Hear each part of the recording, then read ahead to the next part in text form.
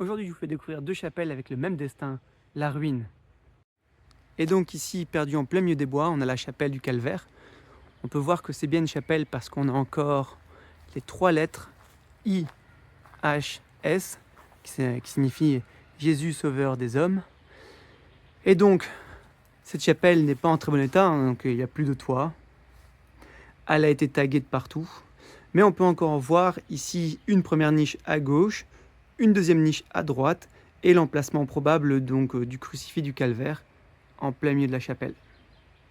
Et quand on voit la rapidité avec laquelle elle se dégrade, on peut se demander à quoi elle va ressembler dans 20 ans, vu qu'en l'espace d'une quarantaine, cinquantaine d'années, elle est passée de ça à ça, on peut vraiment se poser la question.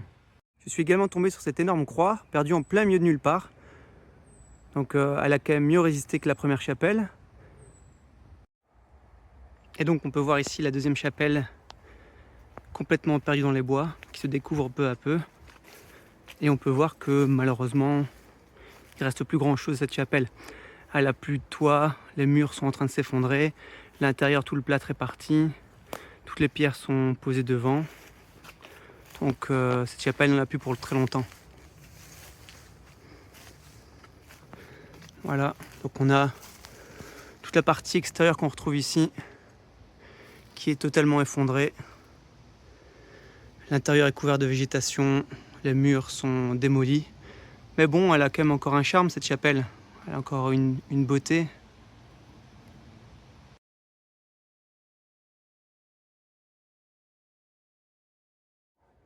On pourrait légitimement se poser la question de comment ça se fait que ces deux chapelles sont dans cet état-là.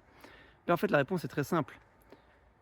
La communauté religieuse est de moins en moins importante en Belgique, elle a de moins en moins d'argent et donc ces petites chapelles qui sont un peu perdues partout sur le territoire belge, eh ben, elles manquent d'intention, on les oublie peu à peu et elles tombent en ruine.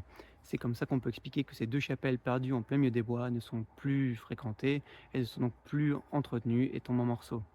Déjà que l'église catholique belge a du mal à entretenir ses églises, il y a pas mal d'églises qui sont obligées de fermer, des églises qui ont été démolies ces dernières années, donc forcément, ce petit patrimoine qui est dispersé partout, bah, on ne peut pas l'entretenir comme il se doit.